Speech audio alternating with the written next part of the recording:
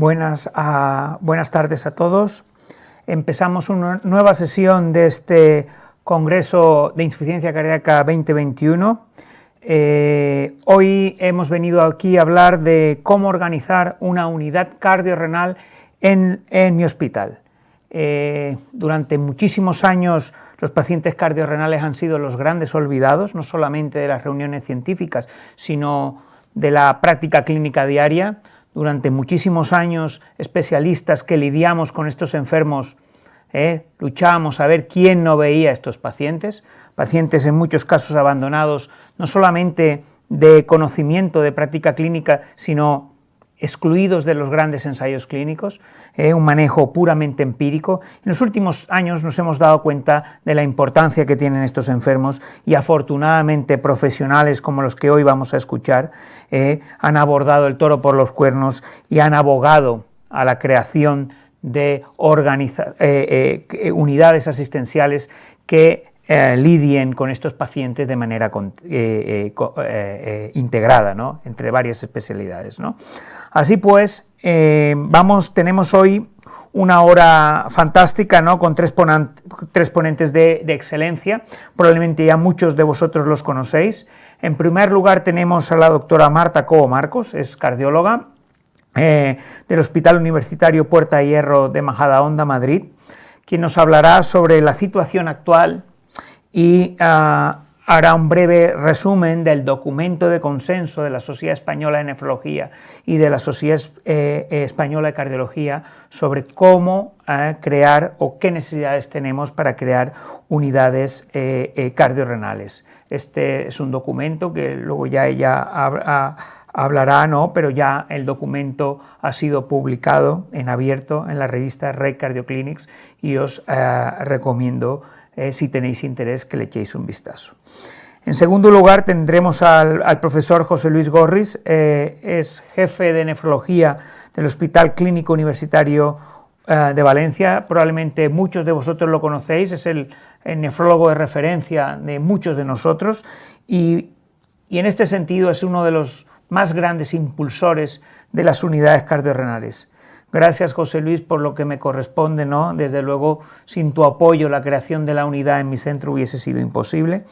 Y por último tenemos a Alejandro Recio, cardiólogo del Hospital Universitario Virgen de la Macarena de Sevilla, quien nos dará la visión del cardiólogo sobre las unidades cardiorrenales. Gracias, Alejandro. Así pues, damos paso en primer lugar a Marta. Marta.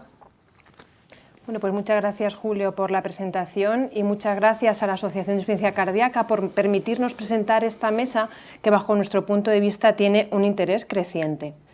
Y bien, y como no todo es ciencia, pues hacer una breve reseña histórica, y es que los egipcios ya eran conscientes de la relación fascinante entre corazón y riñón y eran los dos únicos órganos que se mantenían durante la momificación. Pero en esta era contemporánea, ¿por qué está resurgiendo el interés en la patología cardiorrenal? Siempre pongo de ejemplo a Antonio, pero cada vez hay más pacientes como él, con comorbilidades o promorbilidades, como se dice ahora, con la insuficiencia renal y la insuficiencia cardíaca coexistiendo, empeorando el pronóstico y dificultando tanto el manejo que precisamos de diuréticos a altas dosis y en combinación no siempre fácil, y medidas avanzadas como diálisis peritoneal o intervencionismo de las válvulas para el manejo de la congestión. Y es que la insuficiencia renal puede estar presente hasta en el 50% de nuestros pacientes y me atrevería a decir que es uno de los marcadores pronósticos más importantes de los pacientes con insuficiencia cardíaca. Y es por esto que no parece necesario, parece imperativo mejorar el abordaje de la organización del proceso de estos pacientes. Y uno de los pilares es la colaboración entre los especialistas, entre los cardiólogos, nefrólogos internistas y otros especialistas que manejamos y vemos a estos pacientes. Y por ello, el año pasado, a fines del año pasado, decidimos constituir dentro de la Asociación de Insuficiencia Cardíaca un grupo de trabajo formado por cardiólogos, nefrólogos e internistas, que además tenemos un convenio de colaboración con la Sociedad Española de Nefrología, con la que compartimos unos intereses y unas inquietudes comunes, cuyo uno de nuestros objetivos principales es y será promover las unidades cardiorrenales. entendida como tal, el modelo asistencial que nos permita mejorar el abordaje clínico integral, como dice Julio, de los pacientes con síndrome cardiorrenal, mediante intervenciones coordinadas, multidisciplinares, cuyo objetivo final es estabilizar, enlentecer, incluso revertir la progresión del síndrome cardiorrenal. Y para ello, en primer lugar, pues decimos ver cómo estaba la situación de estas unidades cardiorrenales en nuestro país. Para ello elaboramos un estudio descriptivo, observacional, y para ello mandamos una encuesta, y no a cualquier servicio de cardiología, mandamos la encuesta a las unidades de insuficiencia cardíaca acreditadas por la Sociedad Española de Cardiología. De las 69 unidades contestaron 59, fue una respuesta muy buena y de agradecer aquí a todos ellos, el 85% contestaron y los resultados pusieron en relieve la necesidad de promover estas unidades, ya que solo 6 de las 59, y 2 de ellas tenemos la suerte de tenerlas aquí, el 10% tienen unidades cardiorrenales. Pero es que además lo más llamativo es que solo el 30% de estas unidades tenían protocolos de actuación conjunta junto con nefrología. Y en segundo lugar, lo que hicimos fue, imitando el procedimiento de cómo se desarrollaron las unidades de insuficiencia cardíaca en España, es elaborar este documento que pusimos mucha ilusión y yo creo que ha quedado bastante bien, junto con la Sociedad Española de Nefrología, y queremos que sirva como base, como referente para ayudar a los hospitales que quieran implantar estos modelos de atención. ¿Qué objetivos específicos tiene el documento? Pues se podrían resumir en 3. En primer lugar, organizar el proceso mediante actuaciones coordinadas, consensuadas entre los distintos actores del proceso, con el objetivo de garantizar la continuidad asistencial, la equidad asistencial, la accesibilidad a una atención especializada, y así podremos mejorar el abordaje integral del paciente cardiorrenal, mejoraremos el diagnóstico, mejoraremos la optimización terapéutica, tanto farmacológica como no farmacológica, y además con el objetivo de llegar y mantener la excelencia desde el grupo de trabajo de las unidades cardiorrenales, queremos fomentar la formación, la investigación y la colaboración multidisciplinar. ¿Y cómo empezar? Pues necesitamos un pacto asistencial. Debemos intentar que estas estructuras no sean iniciativas individuales, sino que estén conocidas y avaladas por las direcciones asistenciales, por nuestros jefes de servicio. Que está claro que cada hospital tiene sus características y su logística, por ello en el documento se han establecido 2 modelos de atención, la unidad cardiorrenal especializada y el programa cardiorrenal, que diferirán en el grado de complejidad, pero que tienen que tener en común un comité operativo, un organigrama y unos elementos comunes que ahora enumeraremos. ¿Y qué población es elegible? Pues básicamente todo el espectro de patología cardiorrenal, tanto en el ambiente ambulatorio como en las descompensaciones agudas, y tanto si el principal actor es la descompensación renal o la descompensación cardíaca. ¿Y qué componentes básicos deben tener estas estructuras? Pues ya lo repetimos y lo repetiremos, pero el equipo tiene que ser multidisciplinar, con formación específica en patología cardiorrenal, y aquí hacer un guiño a la enfermería especializada en insuficiencia cardíaca, pero también en diálisis peritoneal. Por supuesto, el diagnóstico de insuficiencia cardíaca y la enfermedad renal crónica deben seguir las guías vigentes y el tratamiento. La consulta, debemos ofrecer una accesibilidad, una consulta accesible y flexible, no solo a los pacientes, sino también a los distintos especialistas que manejen, que lidien con estos pacientes. Y por supuesto, por la necesidad de procedimientos diagnósticos y terapéuticos, es necesario disponer de un hospital de día. En el documento también hay un resumen de las definiciones más empleadas para definir la patología cardiorrenal.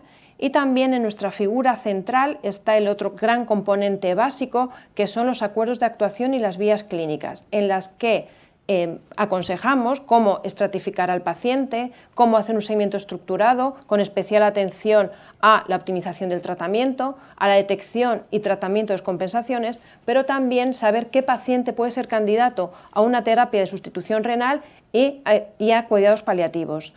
Y todo esto dentro de la famosa ruta asistencial, pero que es muy importante a la hora de derivar los flujos de pacientes, las transiciones entre los distintos niveles asistenciales.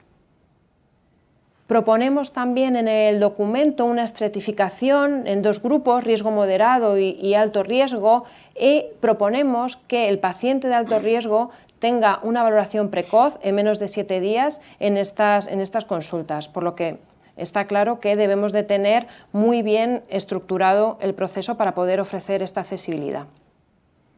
¿Y qué podría distinguir a la unidad cardiorrenal especializada? Pues básicamente la asistencia a una consulta específica cardiorrenal con personal formado, destacando de nuevo a la enfermería especializada en insuficiencia cardíaca y en técnicas de depuración renal, la disponibilidad de técnicas de diagnóstico para valorar, ya cada vez es más difícil valorar la congestión, entonces debemos de familiarizarnos con las ecografías, con la bioimpedancia, y tener la disponibilidad de diálisis peritoneal para cuando ya el paciente no lo podemos manejar con diuréticos convencionales. Y, por supuesto, el espacio físico para poder administrar tratamientos y para implantación de accesos vasculares.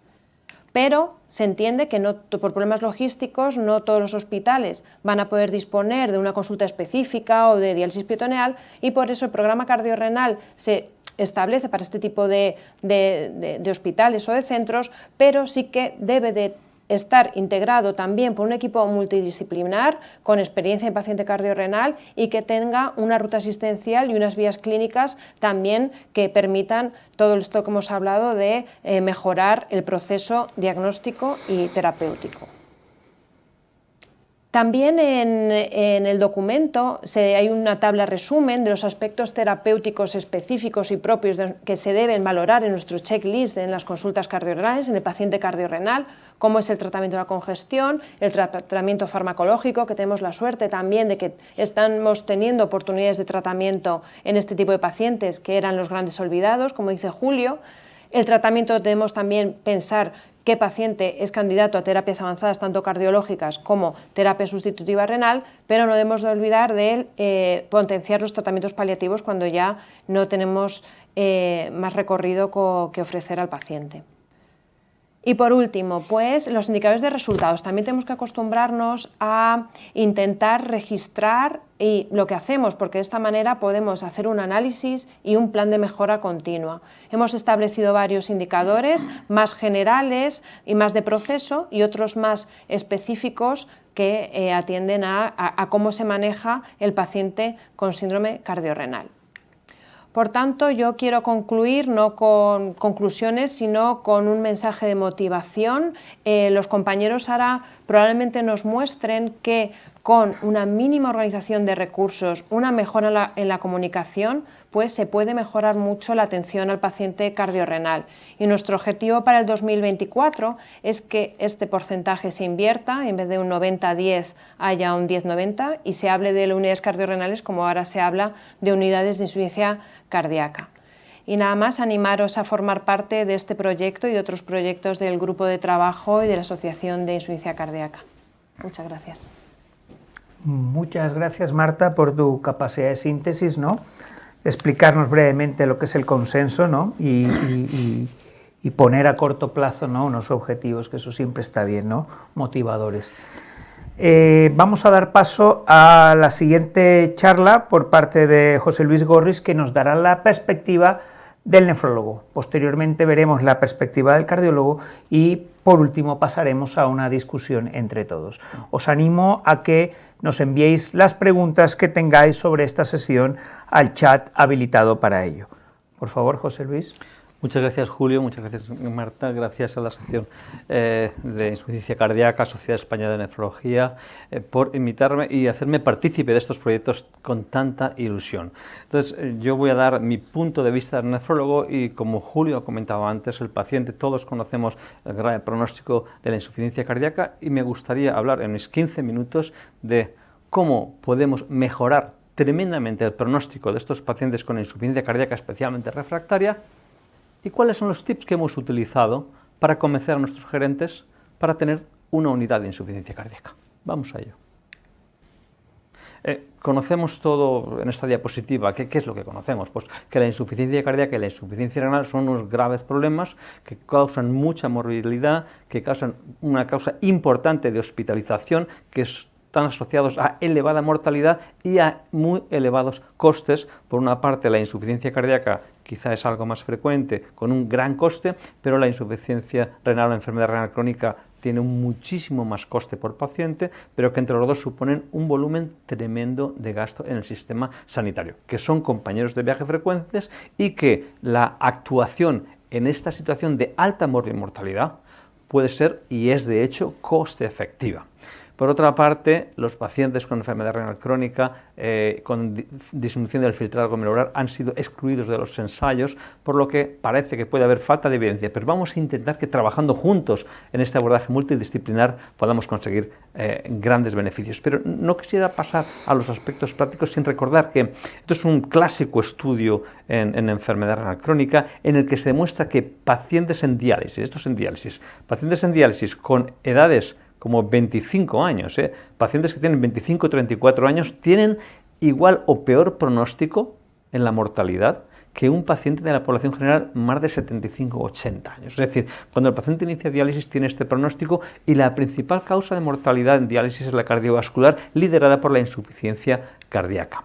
En caso de disminución del filtrado glomerular, aquí pueden ver en color más marrón rojo oscuro que a medida que baja el filtrado glomerular, la enfermedad cardiovascular supone más del 50% de la mortalidad, en los cuales la cardiopatía isquémica y en segundo lugar la insuficiencia cardíaca son los protagonistas.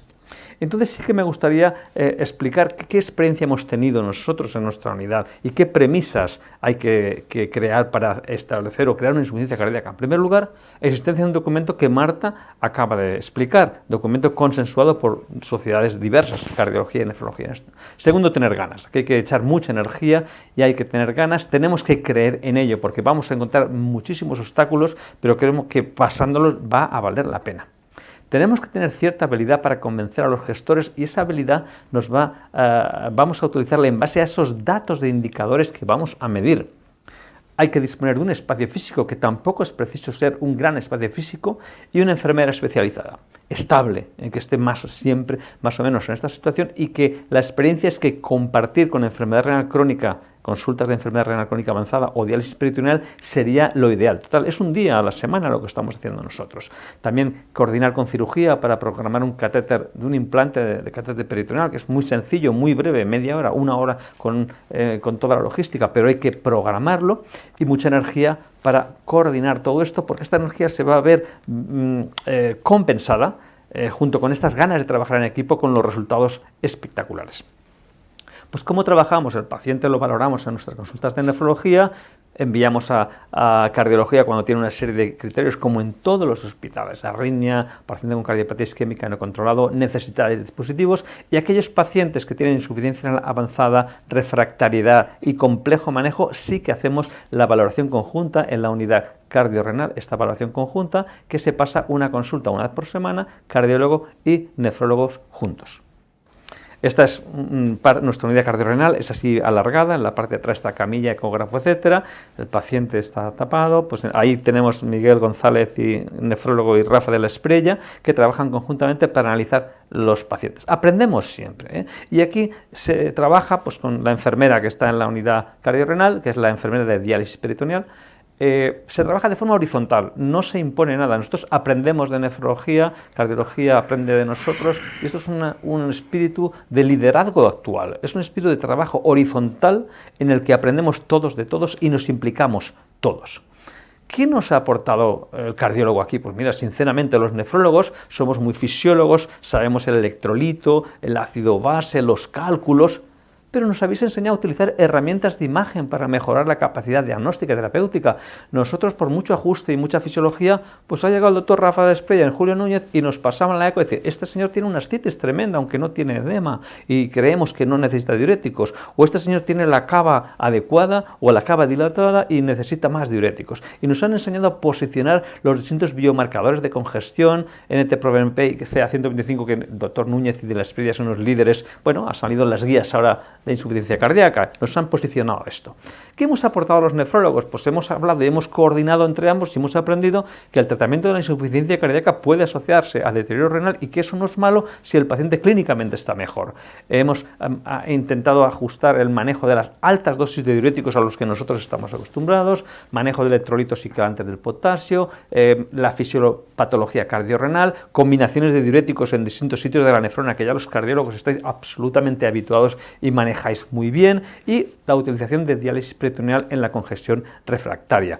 De forma que estos diuréticos, pues tenemos unos diuréticos osmóticos que actúan, pues SGLT2 actúa como un diurético osmótico, como si fuera manitol al inicio de la nefrona, la inhibición de la anhidrasa carbónica con acetazolamida en determinadas situaciones, los diuréticos de asa y tiacidas en la parte inicial del túbulo distal, diuréticos distales, espironolactona y pranolona, y acuaréticos como tolvaptan, inhibidor del receptor del V2 de la vasopresina, que actúa como acuarético en el túbulo colector. Entonces, este manejo adecuado y óptimo de combinaciones de diuréticos puede ayudar a aliviar y mejorar la congestión.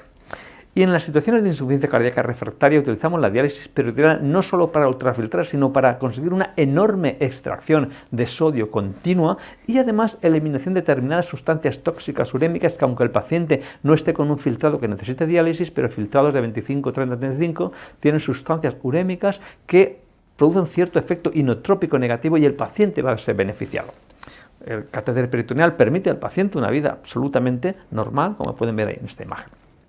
Pero además, ¿qué nos ha aportado este trabajo conjunto con cardiología? Pues primero hemos conocido algunos aspectos que antes no utilizábamos, medir el Doppler venoso renal.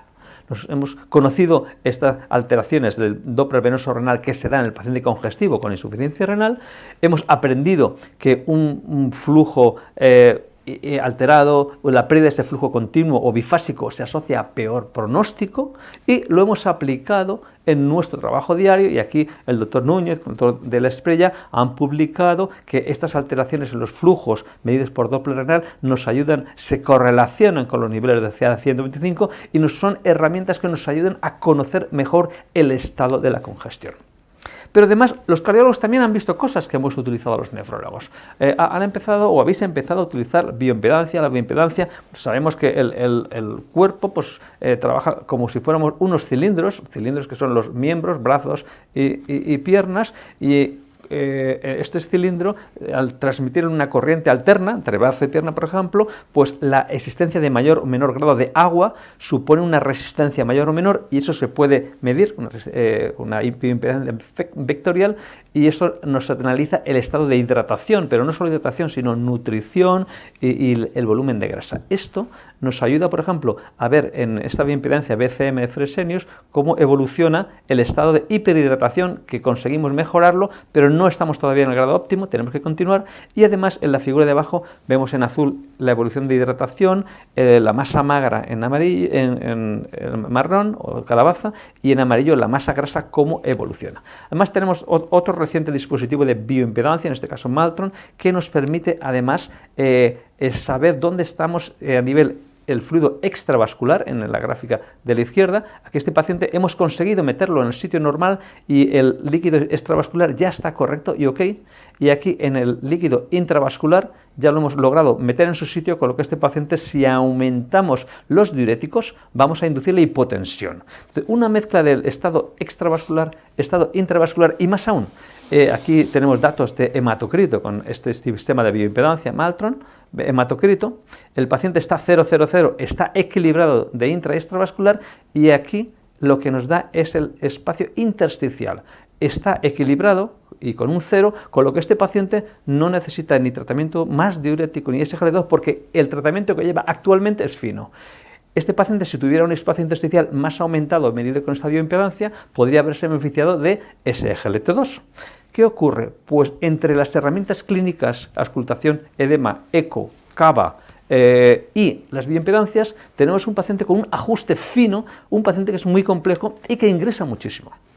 ¿De dónde vienen estos pacientes? Pues estos pacientes vienen de ingresos por descompensaciones, tanto de insuficiencia de enfermedad renal crónica en nefro o en cardio, pacientes de la unidad de insuficiencia cardíaca del doctor Julio Núñez, que experimentan daño renal progresivo y cuando está más avanzado ya pasan a la unidad cardiorrenal, pacientes de nuestra consulta de nefrología con un daño cardíaco muy importante, interconsultas de otros servicios y pacientes en programa de diálisis peritoneal como tratamiento de insuficiencia cardíaca refractaria.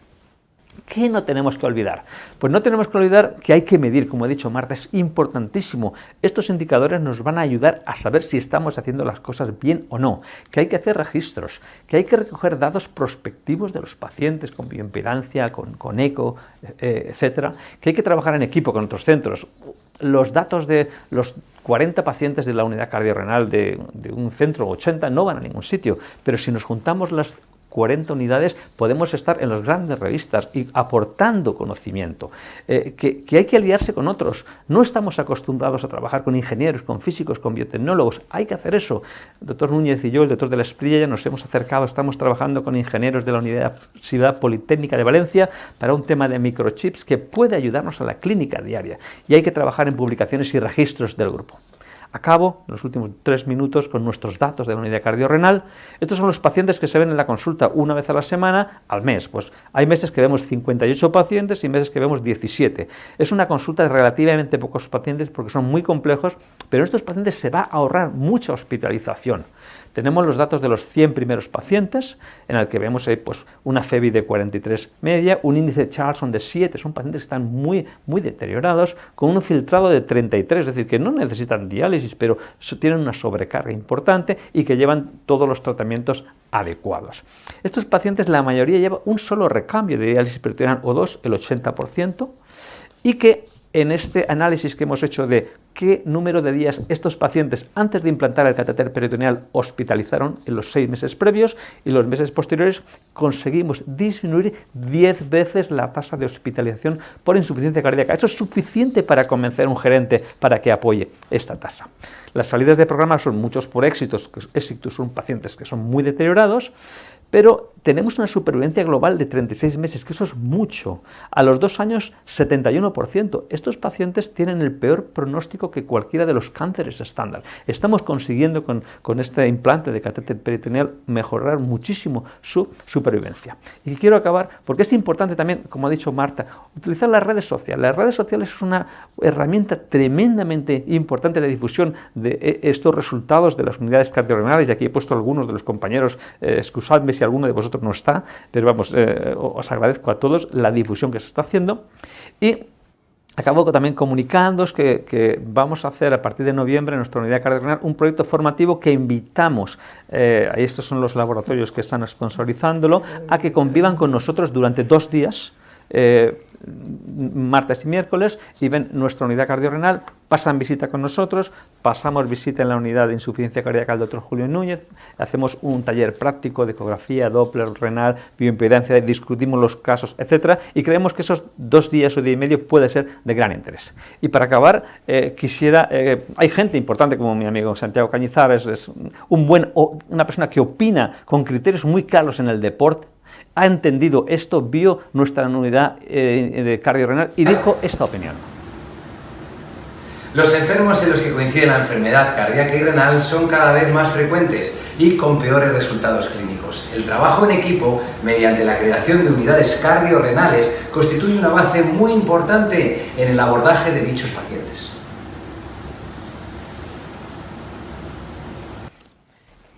Bueno, si un comentarista deportivo con mucho criterio ha dicho eso de las unidades cardiorrenales, yo creo que tendremos que creérnoslo. Gracias a todos. Muchas gracias, José Luis, por darle concreción, ¿no? y por apoyar tan entusiastamente, ¿no?, lo que es la creación de unidades cardiorrenales y al final el trabajo conjunto, multidisciplinar real, entre 2 especialidades como cardiología y nefrología. Ya hemos escuchado a Marta, hemos escuchado a José Luis y ahora nos queda escuchar la visión del cardiólogo, en este caso al doctor Alejandro Recio Mayoral. Alejandro. Muchas gracias. Pues como comenta, a continuación daré mi punto de vista sobre las unidades cardiorrenales y sobre todo después de esta fantástica exposición que nos ha hecho el doctor Gorriz. Yo intentaré mandar como mensaje clave para mí, sobre todo para los cardiólogos, que todavía no terminamos de convencernos de la importancia de la enfermedad renal, que efectivamente existe una estrecha relación en epidemiología, fisiopatología, pronóstico de nuestros pacientes, que esto hace que tengamos que redefinir lo que antiguamente hablábamos del síndrome cardiorrenal, porque realmente tiene un impacto muy importante en el entender cómo van a evolucionar nuestros pacientes, que estos pacientes tienen peculiaridades muy importantes y sobre todo necesidades por cubrir que todavía no conseguimos llegar a ellas, y finalmente terminaré mostrando la experiencia de nuestra unidad. Espero que la charla por lo menos sea de utilidad para todos. Los pacientes con enfermedad renal tienen un elevado riesgo cardiovascular, expresado tanto con cardiopatía isquémica, insuficiencia cardíaca, arritmias, muerte súbita. Es tanto ese riesgo que tienen más riesgo de tener cualquier enfermedad cardiovascular antes que incluso llegar a la enfermedad renal terminal. Y desde mi punto de vista deberíamos de valorar este riesgo cardiovascular como el principal determinante de los pacientes con enfermedad renal crónica. Y sin embargo, todavía no nos lo terminamos de creer. Si miramos las últimas guías que han salido, pues vemos que solamente dedican en la insuficiencia cardíaca una página a los pacientes con enfermedad renal, y ahí queda todo. Y sin embargo, sabemos por registros como este, con más de 1.400.000 pacientes, cómo el deterioro, no solamente el deterioro de la función renal se asocia con una mayor mortalidad, sino también cómo el aumento de la albuminuria también se relaciona directamente con una mayor mortalidad. Y esto se expresa al final en una reducción muy importante de la esperanza de vida de nuestros pacientes. Esta imagen ya nos la ha mostrado antes el doctor Gorriz y volvemos a incidir en lo mismo. Tiene una incidencia en el pronóstico vital de nuestros pacientes muy importante. Las comorbilidades, todos sabéis que tienen en la insuficiencia cardíaca, ya sea preservada o reducida, un impacto muy importante tanto en el pronóstico, mayor número de eventos, como en la calidad de vida de nuestros pacientes. Y si miramos datos como el del Eurostat, vemos cómo la insuficiencia renal es la más prevalente con diferencia en cualquiera de los aspectos de insuficiencia cardíaca que estemos evaluando. En este metaanálisis, con más de 1 millón de pacientes, vemos como dan una prevalencia media de un 32% de insuficiencia renal en pacientes con insuficiencia cardíaca asociada, independientemente del tipo de insuficiencia cardíaca que evaluemos. ¿Y esto tiene impacto en el pronóstico? Nuevamente sí, porque aumenta hasta dos veces el riesgo de tener un evento cardiovascular. Pero no solamente eso, cuando nuestro paciente desarrolla enfermedad cardiovascular incidente, aumenta el riesgo de terminar el paciente desarrollando enfermedad renal, con lo cual tenemos que estar en la pista de este problema. En el estudio ARIC vimos cómo los pacientes que desarrollan enfermedad cardiovascular independientemente del tipo tienen más riesgo de desarrollar enfermedad renal terminal, pero sobre todo en pacientes que desarrollan insuficiencia cardíaca terminan haciendo este problema. Aquí os traigo una diapositiva del Imperial Reduce, como podemos ver cómo va declinando el filtrado glomerular en los pacientes del estudio. Pero yo quiero que os fijéis solamente en el brazo placebo. Eran pacientes que estaban muy bien tratados y esta figura seguro que es muy similar a otra como la que vemos en el Paradigm, cómo a lo largo del tiempo va declinando de manera constante la función renal. Y sin embargo, no solemos fijarnos nosotros en este tipo de problemas. Es verdad que recientemente es cuando ya empezamos a sacar no solamente mortalidad cardiovascular, ingreso por insuficiencia cardíaca, sino empezamos a ver ya, a fijarnos cómo se deteriora la función renal, porque es un determinante, como he dicho, muy importante del pronóstico de nuestros pacientes. Por lo tanto, la implicación clínica de la insuficiencia cardíaca, mensaje que creo que no debemos olvidar, es que la insuficiencia cardíaca va a dañar al riñón y el riñón a su vez va a dañar al corazón. Y como lo que ocurre en todas las parejas, mientras la pareja esté bien, el riñón y el corazón esté bien, la casa va a funcionar. Pero en cuanto uno se deteriora va a influir sobre el otro y se va a deteriorar todo. Los primeros que vieron esto fueron los nefrólogos. En el 2008 Ronco publica esta clasificación del síndrome cardiorrenal, muy academicista, realmente muy poco útil en la práctica, pero bueno, ya nos ponía en la pista de cómo teníamos que valorar los dos órganos. Recientemente ha salido un documento que lo que nos intenta transmitir es que comparten mecanismos comunes, enfermedades sistémicas, que etiologías similares, a través de vías de activación también similares, va a provocar el daño en el órgano, tanto en el corazón como en el riñón.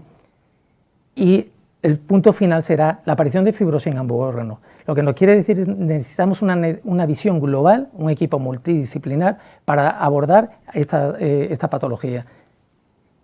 Nuevamente tenemos factores de riesgo común. El síndrome cardiorrenal puede tener más expresión cardiovascular, más expresión renal, con lo cual necesitamos una medicina de precisión, fenotipar bien qué tipo de paciente tenemos delante para darle el mejor tratamiento posible. Y la siguiente pregunta sería si la enfermedad renal crónica va a condicionar mi tratamiento de insuficiencia cardíaca o a todos los pacientes. Bueno, pues yo creo que la respuesta todas la sabéis. Es que sí. El tratamiento de insuficiencia cardíaca con fracción de erección reducida, sabéis que acaba de salir publicado en el Congreso Europeo las nuevas guías. Sin embargo, prefiero traer esta diapositiva del doctor Manito porque, bueno, hace un par de años antes ya nos decía lo mismo que nos están diciendo las guías. Tenemos 4 fármacos, inhibir 5 vías, y ese sería el tratamiento óptimo para nuestros pacientes. ¿Qué ocurre? Que, como se ha comentado antes, la enfermedad renal crónica es un criterio de exclusión tradicional de todos los ensayos clínicos. En este análisis de más de 370 estudios, pues vemos cómo casi el 60% de estos estudios se excluye por enfermedad renal. ¿Por qué? Pues por potencial disminución del efecto del tratamiento, se sabe que tienen más alto riesgo, fisiopatología compleja, perfil de seguridad, dificultad de reclutamiento, pero si nos fijamos en la diapositiva, vemos que incluso en los estudios de insuficiencia cardíaca esta exclusión es todavía mayor, con lo cual la realidad es que en los pacientes con enfermedad renal deteriorada pues no tenemos evidencia para tratar a nuestros pacientes, y cuando no hay evidencia, individualizar y tomar decisiones, ¿quién toma esas decisiones? ¿El cardiólogo? ¿El nefrólogo? Como hemos dicho, estas frases son muy conocidas. Se desconoce la utilidad por debajo de filtrado menor de 30, desaconsejamos el uso menor de 15 porque no se ha estudiado, no tenemos datos en pacientes en diálisis, nos vemos en una zona totalmente de incertidumbre, pero os recuerdo, los pacientes renales mueren de patología cardiovascular y hay que tratarlos. En el registro Qualify vemos como precisamente la hipotensión, la hiperpotasemia y el empeoramiento de la función renal son las principales causas para no prescribir los inhibidores del sistema renina-angiotensina-aldosterona. Pero con datos del Biostat podemos ver que aquellos pacientes que no se tratan o que tienen dosis bajas de estos inhibidores, pues tienen una mortalidad mucho más elevada que aquellos pacientes que consiguen dosis media o la dosis plena. Más importante aún es analizar que en aquellos pacientes donde no se ha podido alcanzar esa dosis óptima debido a efectos secundarios, pues también tienen una mortalidad muy superior a los pacientes que tienen esas dosis recomendadas. Como dice mi compañera la doctora Areche, nos sentimos muchas veces como Ulises cuando navega entre Sila y Caribdis. Por un lado, el miedo al deterioro de la función renal, la hipercalemia y la hipotensión nos lleva muchas veces al nihilismo terapéutico de no tratar a nuestros pacientes. Creo que es tiempo de repensar la insuficiencia cardíaca y la enfermedad renal. Como dice este titular editorial de Ronco, es hora de caminar juntos para tratar a nuestros pacientes. Tenemos oportunidad de intervención común cuando nos unimos para la prevención, el diagnóstico y el manejo de los pacientes. Como se ha comentado antes, posibilidad de colaborar en investigación, entrenar a nuestros residentes. ¿Y qué esperaría un cardiólogo de un nefrólogo? Para mí, en la patología cardíaca aguda, pues que me ayude en el ajuste fino del diurético. Cuando el paciente entra en insuficiencia renal anúrica, pues técnicas de tratamiento sustitutivo, ultrafiltración. Y en patología cardíaca crónica, para mí lo más importante es que me ayude a poder poner esa medicación que sé que sirve para mi paciente y que lo podamos poner en estos pacientes donde tenemos tan poca evidencia. Y también, como se ha comentado, en el manejo de esa congestión refractaria que muchas veces nos trae de cabeza. Os presento la experiencia de nuestra unidad. Nosotros empezamos en el 2017 con un programa de diálisis peritoneal precisamente en aquellos pacientes con insuficiencia cardíaca refractaria, y ese fue el germen de ir evolucionando.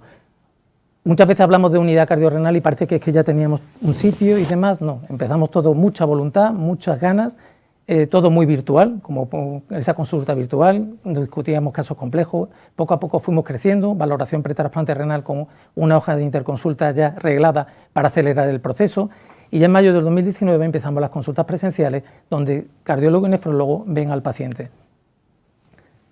¿El beneficio para el equipo? La principal para mí, la seguridad a la hora de tratar a los pacientes complejos. El resto de los compañeros piensan, si se ha puesto ese tratamiento y está consensuado entre nefro y cardio, no lo voy a quitar. Entonces, eso creo que es el punto más importante. Es una excelente oportunidad para formación para los residentes y una oportunidad de investigación conjunta. Pero yo creo que el beneficio más importante es para el paciente. O sea, el One Stop Shop, el paciente en una sola visita ya tiene su tratamiento, su diagnóstico, su tratamiento y su valoración. Tiene también la atención de la enfermera, que va a ayudarnos a la administración de la medicación, la titulación y, sobre todo, dar la seguridad al paciente de lo que estamos haciendo. estamos organizados, somos 2 cardiólogos, una nefróloga que lleva el programa de diálisis peritoneal, muy importante y no quiero olvidar, nuestras 2 enfermeras, sin ellas esto no sería posible. Son 2 enfermeras que nos ayudan tanto en la parte más nefrológica como en la parte más cardiológica, para el seguimiento de los pacientes, titulación de fármacos, etcétera. Y también es muy importante no olvidarnos de colaborar con el resto de servicios. Las funciones que tenemos, por un lado, son el programa de diálisis peritoneal, por otro lado sería la consulta monográfica y por último la valoración pretrasplante renal. En cuanto al programa de diálisis peritoneal, pues hemos incluido hasta ahora 16 pacientes, los 3 primeros pacientes, bueno, pues fueron éxito al principio del programa, es decir, que ninguno fue por causa ni cardíaca ni renal, sino por otras complicaciones. Y actualmente tenemos 12 pacientes en el programa, todos en clases funcionales 3-4 al inicio, y a los 3 meses pues, los pacientes habían mejorado todos de una manera muy ostensible y solamente un paciente había reingresado por insuficiencia cardíaca. La consulta presencial es algo a que le damos muchísimo valor porque, os repito, transmite mucha seguridad al paciente, valoramos y seguimos aquellos casos más complejos y tomamos decisiones terapéuticas sobre qué tipo de fármaco y cómo titularlos. Estos serían los pacientes al ingreso de nuestra unidad. He querido mostrar qué tipo de tratamiento tenían en cuanto a insuficiencia cardíaca. Veis que eran pacientes que estaban subóptimamente tratados y a los 6 meses pues conseguimos que nuestros pacientes estuvieran con fármacos como si fueran pacientes que no tenían enfermedad renal. Y esto se vino acompañado de un cambio en la clase funcional. Como vemos, los pacientes con enfermedad renal crónica al inicio tenían peor clase funcional, pero una mejoría muy significativa, similar a la que tenían los pacientes sin enfermedad renal crónica. También hacemos valoraciones pretrasplante. Desde que implantamos la hoja de derivación con un checklist estructurado, pues conseguimos simplificar el proceso. El tiempo de evaluación se ha reducido de 10 meses a un solo mes. Y lo más importante, se evitan muchas consultas redundantes y muchas pruebas que, bueno, pues que no había que pedir. Y sobre todo, lo más contento que tenemos es que hemos tenido ya 3 pacientes que han conseguido ser trasplantados. Eran pacientes que estaban diagnosticados de insuficiencia cardíaca con disfunción severa y tras la intensificación del tratamiento recuperaban función y fueron posible trasplantarlos. Ya para terminar, pues transmitiros que, bajo mi punto de vista, he intentado convenceros a todos los cardiólogos que creo que la unidad cardiorrenal es una oportunidad de mejora de la calidad asistencial del paciente, que no debemos renunciar a ella, que tenemos resultados en salud que nos ayudan a perseverar en poner en marcha estas unidades, que mejoran los circuitos asistenciales y la rapidez y seguridad en la toma de decisiones y sobre todo para el paciente el One Stop Shop creo que es algo de mucho valor. No pretendo que esta sesión haya sido inolvidable, como la canción de Nat King Cole, y Natalie Cole, su hija, le hizo un homenaje realmente bonito, cantando con realidad virtual, cantando con él su canción, Unforgettable. Y bueno, la traigo porque realmente Natalie Cole padecía de enfermedad renal, no sé si lo sabéis. Y como podéis ver, ahí tiene su catéter de diálisis, que falló su injerto, se tuvo que dializar, desarrolló insuficiencia cardíaca, hipertensión pulmonar secundaria y murió al poco de esta fotografía. Comentaros de nuevo que creo que somos unos convencidos de este tipo de unidades. Aquí nos veis al inicio de nuestro viaje y es como estamos actualmente con nuestras enfermeras, a las que nuevamente le agradezco toda la labor que están realizando. Muchas gracias. Muchísimas gracias, Alejandro, por compartir tu experiencia. Realmente nos es grato, ¿no?, ver cómo modelos parecidos como los que ya desde hace unos años atrás empezamos a implementar en el hospital clínico, como vosotros habéis optado también por un modelo bastante similar. Inicialmente la nefrología nos dio una oportunidad excelente de tratamiento del paciente refractario mediante una técnica de ultrafiltración ambulatoria en casa como es la diálisis peritoneal, algo similar ocurrió en los 2 centros. Posteriormente establecer referentes, cardiología y nefrología, porque si no hay referentes no hay nada, referentes y aunque sea mediante virtualidad, pero comunicación entre ambas, bidireccional entre ambas especialidades, un abordaje común del enfermo y por último la consulta física, que yo creo que es el culmen de lo que debemos aspirar para poder realmente hablar de unidad cardiorrenal, ¿no? Al hilo de esto tenemos unas preguntas aquí hay preguntas ya de la audiencia, ¿no? Una pregunta para Marta. Marta, nos has hablado de programa cardiorrenal y unidad cardiorrenal. Trabajo en un hospital terciario. ¿Qué debo luchar? ¿Por un programa o por una unidad? Bueno, o sea, yo creo que lo importante es hacer un análisis de tu situación, con quién puedes contar, quién tienes alrededor. Mi recomendación es aspirar a máximos, ¿no? Aspirar a máximos. Yo, como lo que hemos dicho antes, de acuerdo completamente con el documento, tenemos que dejar de tener actitudes individuales para intentar, como ha dicho José Luis, involucrar, convencer de que esto es una oportunidad de mejora, que con una simple reorganización de recursos, porque es que no estamos pidiendo dinero, o sea, estamos pidiendo que son pacientes que al final se van a ver, pero es organizar esta asistencia y al final, a lo mejor lo que parece una inversión de tiempo, al final nos va a ahorrar tiempo, porque estos pacientes van a ir mejor. Entonces, mi opinión, y además quiero decir, las experiencias como estas, yo creo que no hay mucho publicado en el mundo, y yo creo que estamos en disposición con la experiencia que tenemos con las unidades de insuficiencia cardíaca, con las ganas de colaboración que hay ahora entre todos los grupos, de empezar a medir y empezar a demostrar que estas estructuras tienen beneficio, y así de esta manera quizá poder convencer a nuestros jefes, a nuestras direcciones, con datos. Y así es que a mí me recuerda esto, y yo creo que vamos a seguir la trayectoria que han tenido las unidades de insuficiencia cardíaca, que antes era una cosa completamente excepcional. Entonces, realmente, ¿qué necesitamos?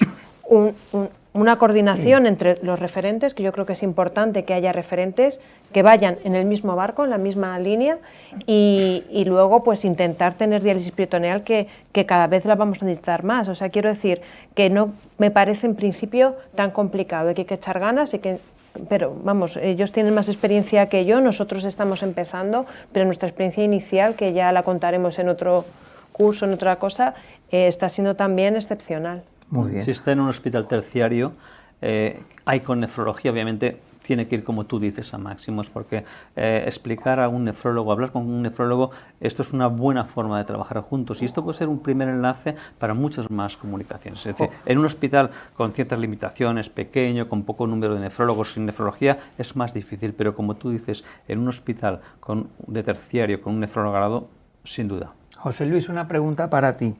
¿Cómo, desde el punto de vista del nefrólogo, ¿no? ¿Cómo convencemos a ese jefe de nefrología que en muchos casos lleva una actitud que ya lo ha dicho Alejandro, no solamente nefrólogos sino cardiólogos, ¿no? Cuando se enfrentan a ese enfermo con insuficiencia cardíaca avanzada, con enfermedad renal concomitante, donde lo que aplican es simplemente primo non nocere, nihilismo terapéutico, esperar que la medicina evolucione porque no hay evidencia de nada. ¿Cómo convencemos en un escenario nihilista de este tipo, cómo convencemos realmente a ese gestor, a ese jefe de servicio, de que realmente se puede mejorar y podemos cambiar la historia de estos pacientes? Bueno, en primer lugar, convencer a un nefrólogo, a un jefe de servicio, yo creo que no es complejo, porque basta con medir. Yo, como decía Marta, yo soy un obsessing in measuring, es decir, yo soy un obseso de la medición, y en la Sociedad Española de Nefrología se han hecho estudios epidemiológicos que han demostrado que la primera causa de pacientes con enfermedad renal crónica de hospitalización es la insuficiencia cardíaca. Entonces, ese es el primer dato. Segundo, yo lo he medido en mi servicio, y también ha sido la primera causa, y sobre todo en pacientes que estaban muy deteriorados. Entonces, un nefrólogo es muy sencillo de explicar con los datos encima de la mesa. Quizá es algo, y porque los nefrólogos, yo creo que los nefrólogos y cardiólogos trabajamos la misma, vemos una patología similar, y no es un grave problema. Yo estoy convencido que todos los nefrólogos estarían por la labor. Segunda parte es los gestores. Los gestores, a veces no se le puede convencer con demasiadas evidencias, porque yo tengo un fármaco que mejora la mortalidad o disminuye la hospitalización, y eso cualquier médico se convence, ¿no? Pero un gestor a lo mejor hay que hacer algo más, sobre todo con números. Lo que hemos hecho nosotros, hemos hecho un análisis previo para venir a esta reunión, hemos analizado simplemente los días de hospitalización. En este momento estamos haciendo un trabajo que es motivo de un trabajo fin de grado, que también lo dirigimos el doctor Julio Núñez y yo, y que es un análisis económico más detallado.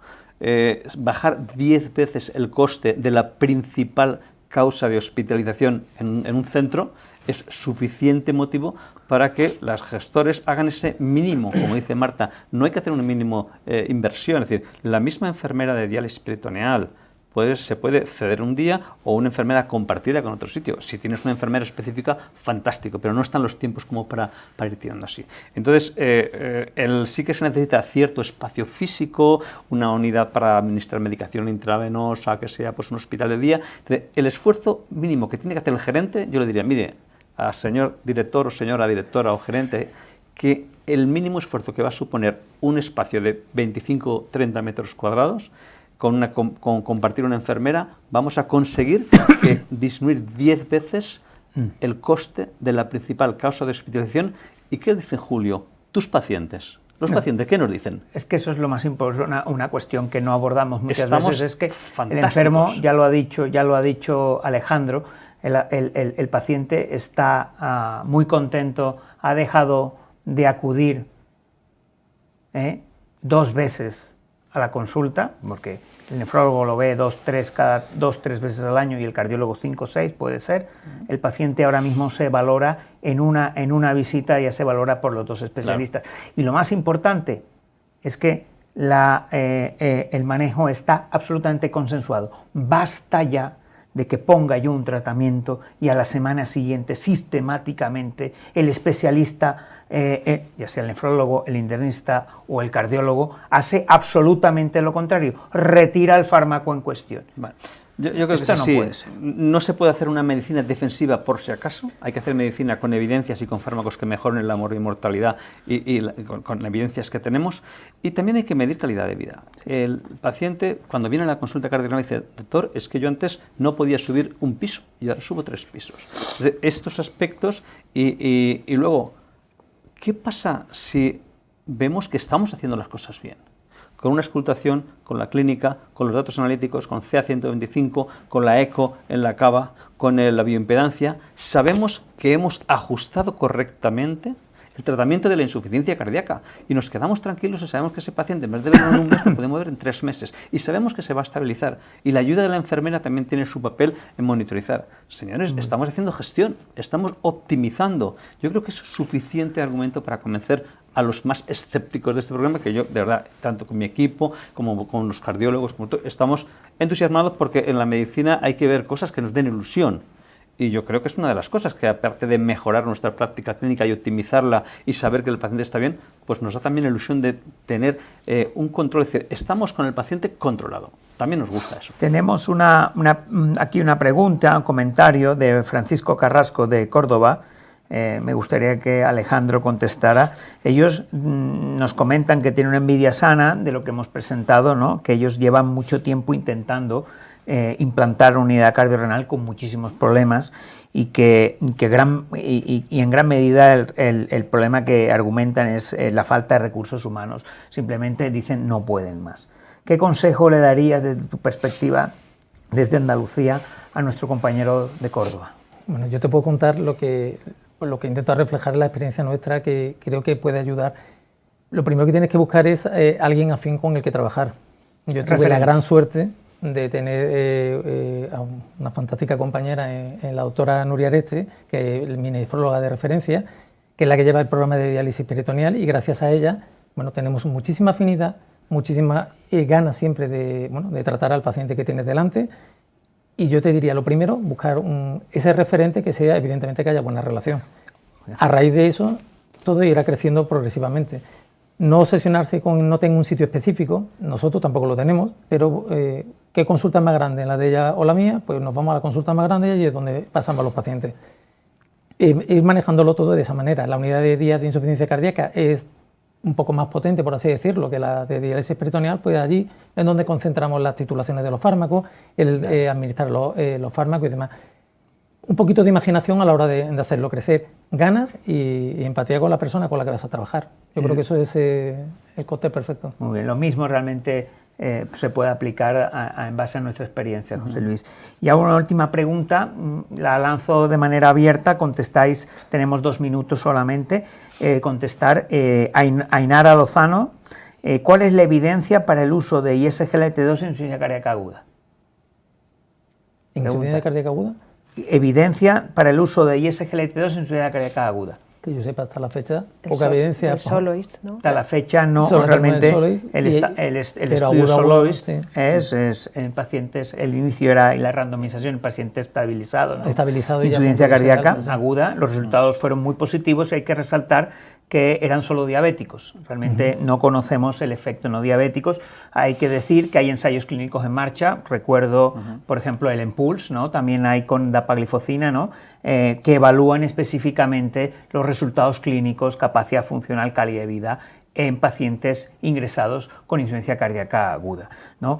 De entrada, yo desde el punto de vista teórico diría que es un escenario que yo lo veo desde el punto de vista teórico muy positivo, ¿no? Porque todos sabemos que estos fármacos son diuréticos y tienen un efecto diurético, como ya se ha comentado en muchas ocasiones, inteligente y diferente de los diuréticos tradicionales. Yo creo que lo podemos dejar ahí y esperar, obviamente, los resultados de los ensayos clínicos que vienen. Sin más, doy por terminada esta sesión. Espero que os haya gustado y que podamos en los próximos años, como ya decía la doctora Marta Cobos, podamos estar hablando en el año 2024 de que las unidades cardiorrenales en la mayoría de centros hospitalarios son una realidad en el manejo del enfermo cardiovascular. Gracias.